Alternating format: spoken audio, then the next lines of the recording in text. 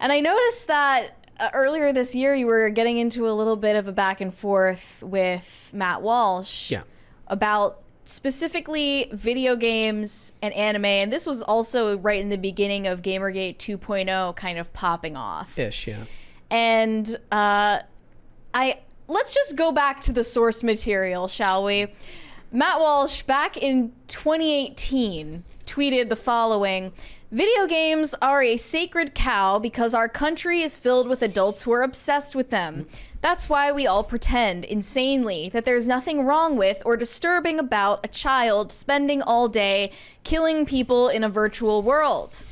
You responded saying, "Video games are a medium, not a genre, you bearded, puritanical Philistine. Okay. If your child is only playing games where he's murdering people, get educated and buy him Minecraft, Rocket League, Mario Maker. Better yet, play games together and bond. Debate me, Matt." I was mad at that time. I'm sorry. And you said this came up because you saw his silly comments dismissing anime. His comments about anime were also quite inflammatory. Yeah, we have the clip here still. He says that anime is satanic. Let's see his take. I'm gonna start yelling. What's your opinion on anime? It's really popular amongst teens and young adults. I think it's all satanic. I have no argument for it. I have no argument for why it's satanic. It just seems that way to me. All anime to me seems weird, just like bizarre, creepy. But he doesn't watch it. And in general, I don't think that adults should be, whether it's anime or any other kind of cartoon, with rare exception, adults really should be watching cartoons in general, I would say. I gave him a list. And anyone who is interested, and of course he's not going to platform me and listen to what I have to say. Right? It's sarcasm. When he says I You don't must have, recognize this is pretty tongue-in-cheek. when he says I don't have an argument, I take this as a joke. Right? But okay. He followed it up with a bunch of tweets like, he said, "The girl from The Exorcist used anime, and the next thing you know, she's crawling around upside down on the ceiling." He said, "74% of all serial killers have an anime habit. Hitler was also into anime, reports suggest." I understand. He said, Joe. "I want to apologize for singling out anime. I actually think all cartoons are satanic." And he goes on and on and on. So, and video games and comics, which is all things that I do professionally. Yes. So being a conservatoid myself, let's say middle of the road, Overton window shifted, and now I'm conservative. Fine. I've spent my whole life learning to draw and studying film and playing video games. I'm an adult who plays video games. I'm not a freaking man-child. I can actually point him to games that are beautiful and artistic. And they're always talking about, and this is the root of it, it's not, he could say whatever he wants and I can disagree with him. Nobody cares. But when he talks about we're losing the culture war, we need to take culture back, that doesn't mean we should stop the left from making movies and comics and video games. What I would argue is we need to boost our side and make comics like, say, Ghost of the Badlands, right here. We need to make things and make better things than our opponents so that the normies, the public will prefer our stuff. You got the Lord of the Rings, which is like the best example of a conservative story that still has lasted many generations.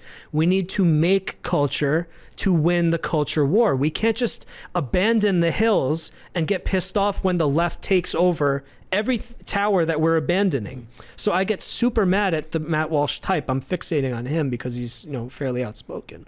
But like, the idea that it's demonic, whatever, maybe he's being hyperbolic. I understand this is the internet. We have to get clicks. But I gave him a list of 5 anime to watch. Not that, he's not obligated to listen to me. I think it was Spirited Away, Akira, Ghost in the Shell, Cowboy Bebop the movie, Porco Rosso. There was another one. But there was and Jinro the Wolf Brigade. I'm looking right into the camera. Jinro the Wolf Brigade is the most anti-left movie you could possibly imagine. He would love it. But instead, he did this parlor trick, whatever. He watches One Punch Man. And One Punch Man is a post-modern, like, if you've watched a lot of Dragon Ball Z and Naruto, it's supposed to make fun of those series. It's an anime for anime nerds to laugh at the tropes of, say, superheroes. He's too powerful. He beats every opponent in one punch. And Matt Walsh films himself falling asleep watching One Punch Man, which is impossible because One Punch Man kicks ass. But you can't watch that as your first anime. And he was trying to say that he was bored. But if you actually watch the movies that I recommended, you can't watch Spirited Away. That's why it was my Trojan horse. No human can watch Spirited Away and say anime is demonic or bad. That movie kicks so much ass. It's so perfect as a movie. It's so legendary. Jinro, amazing. Akira, amazing. Ghost in the Shell, amazing. I look at all these arguments that they make, and people always talk about the right wants to talk about policy, and the left talks about culture like this. Obviously, now I think that the left is just as dogmatic, and they're even more focused on policy than the right. But what's the point of creating a world worth living in if you can't create things like art and things to enjoy the world outside of just politics? Like, it's not enough to just criticize. We criticize Star Wars today, and all the time we criticize it because it sucks, and they're trying to insert their beliefs into their movies, games, whatever. It's been a Trojan horse for the left for many years. Hollywood was always red. That's a great razor fist rant that's like 40 minutes talking about how they infiltrated Hollywood, the communists. They know that you can reprogram human minds through the arts. And I'm not saying every story has to have Trojan horse ideas, but the idea is you empathize with the main characters. Through their story, you're able to reprogram your plastic brain. And most of us have plastic brains, and it goes past the firewall. When you look at art, let's say, I wanted to make you think that you could be a trans person or to empathize with trans people. If I told you this at this table right now, Mary, your firewall would go up. But if I wrote a really good story where you didn't even know the character was trans for a while, maybe I've tricked you into watching and enjoying that story so that by the end you're going to say, yeah, that was a pretty good story. I still disagree, but now it's been incepted in your brain. You'll watch more culture, and that's the point. That's why the investors are spending hundreds of millions of dollars, billions of dollars telling stories featuring their memes. I'm going to implant my memes so you watch the movie, you play the game, and you come out not even realizing you've taken the medicine. There's so much sugar in it, but you've taken the medicine. And now through the years, it's going to get watered. And now you're going to realize you're secretly already kind of agree with the left on many things. The right, I don't know if they're just stupid. I don't think they're stupid. Why not make your own stories where you can put your values, say Lord of the Rings, and if a father is going to a son and say, you should try to be like Aragorn, son. He was so heroic, and the kid's going to know what be like Aragorn means. He's read the story. The dad doesn't have to say you have to be heroic and list all this stuff. You already like Lord of the Rings. Be like Aragorn. So that's why we tell stories. Humanity tells stories. The Bible is a collection of stories. Whether it happened or not is another discussion, whatever. I'm not even trying to say anything. But the whole point is storytelling around the campfire used to be word of mouth, and then we discovered language. I would argue that pictures even predate the written word. So pictures in comic books were a thing before the written word existed.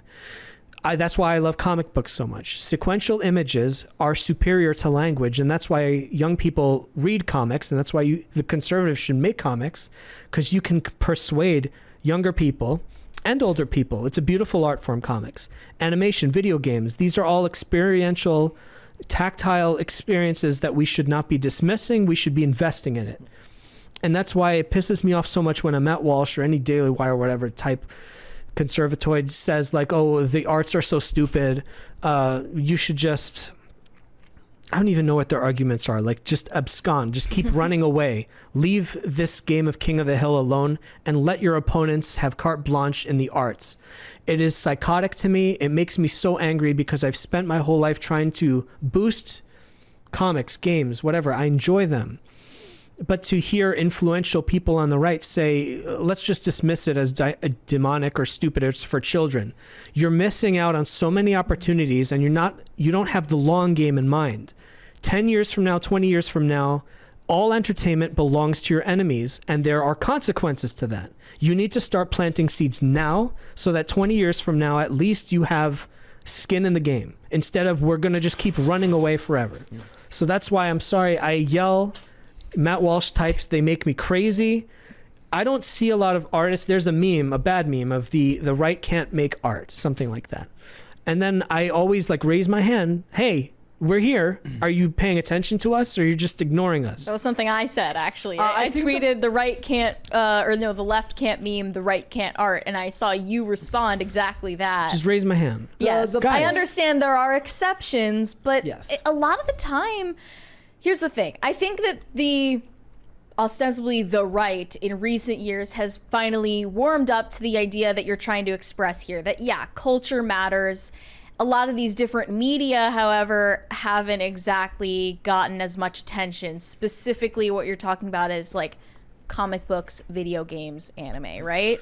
They're right. You can see But not limited Matt to. Walsh works at the Daily Wire, and they're trying to make TV shows and movies, right? They understand that that's important in principle, but I think that what he's saying, specifically because this guy is a middle-aged dad, he gives off the most dad energy out of He doesn't anyone. get the appeal of these things, and maybe he's just wording it in an inflammatory way He's to get being a sarcastic. reaction. Yeah, he's being deadpan. But I get that, If I could force him to watch at least one of those movies, though, he has to agree it's good. I actually agreed to a wager here on the show where they wanted me to watch an anime, and the one they chose is Attack on Titan. I I would never agree to that. The first, what was it, 5 episodes or No. something of Attack on Titan? I absolutely hated it. No.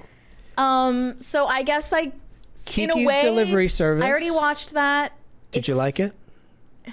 I wouldn't. Spirited Away. I wouldn't watch it again. Spirited Away? I haven't watched that. No. Gotta see it.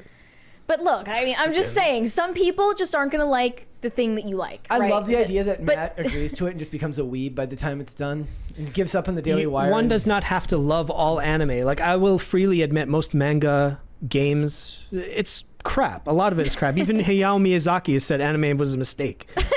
It's famous for it. But there are gems out there. And the point being, like, if your kids are going to watch it and seek it out anyway, I, as a parent, would want to be involved and at least have some... Like, parents can play Minecraft with their kids, whatever. If my kids are playing these games, I want to know what games they're playing. I want to know what the content is so that my kids are not being incepted with, say, leftist ideology. Whatever movies they're watching, I want to know what the movies are.